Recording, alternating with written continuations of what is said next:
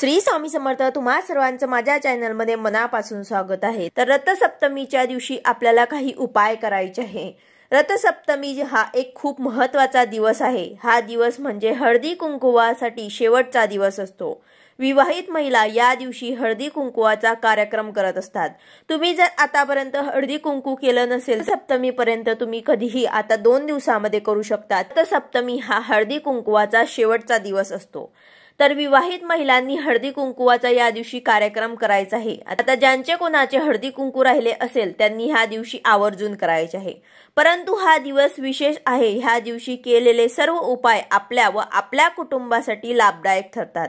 तर यासाठीच आपल्याला काही उपाय सुद्धा करायचे आहे। आपल्या सर्व इच्छा पूर्ण होत असतात आणि आपल्या घरी सुख समृद्धी नांदते।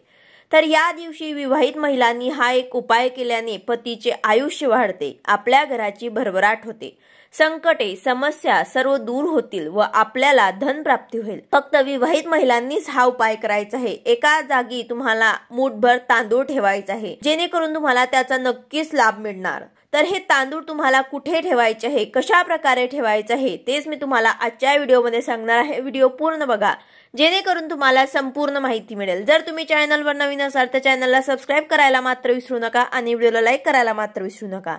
तर बघा, रथसप्तमीच्या दिवशी सकाळी किंवा संध्याकाळी हा उपाय तुम्ही करू शकता। म्हणजे सकाळी देवपूजा करत असताना किंवा संध्याकाळी दिवे लागणीच्या वेळी तुम्ही हा उपाय करू शकता। हा उपाय तुम्हाला तुमच्या घरातच आपल्या देवघरात करायचा आहे। आपण देवघरात सकाळी देवपूजा करतो किंवा मग संध्याकाळी दिवे लागणीच्या वेळेस आपल्याला हा उपाय करायचा आहे।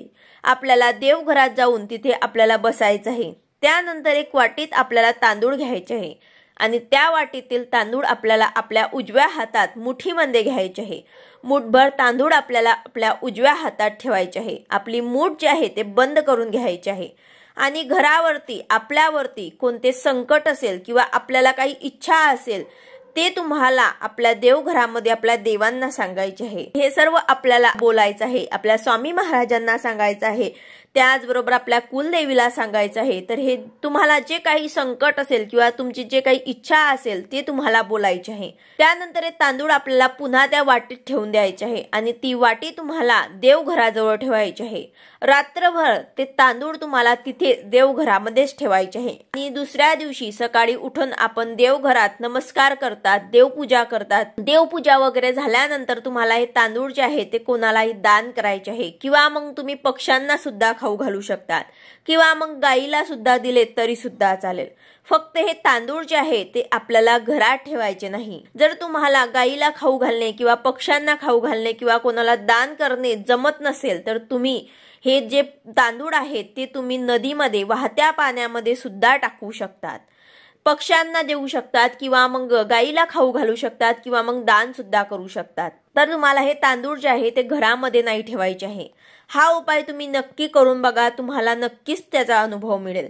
याचं तुम्हाला फळ आवर्जून मिळेल, कारण हा दिवस जो असतो खूप शुभ असतो। या दिवशी जे काही आपण उपाय आणि सेवा करतो त्याचं नक्कीच आपल्याला फळ मिळत असते। आपल्या पतीसाठी मागितलेले सर्व काही मागणे, आपल्या पतींच्या उन्नतीसाठी मागितलेले मागणे पूर्ण होईल। तुम्हाला जे काही तुमची इच्छा असेल ते तुम्हाला देवघरात बसून तांदूळ जे आहे ते मूठभर हातात घेऊन अशा प्रकारे तुमची इच्छा जी आहे ते व्यक्त करायची आहे।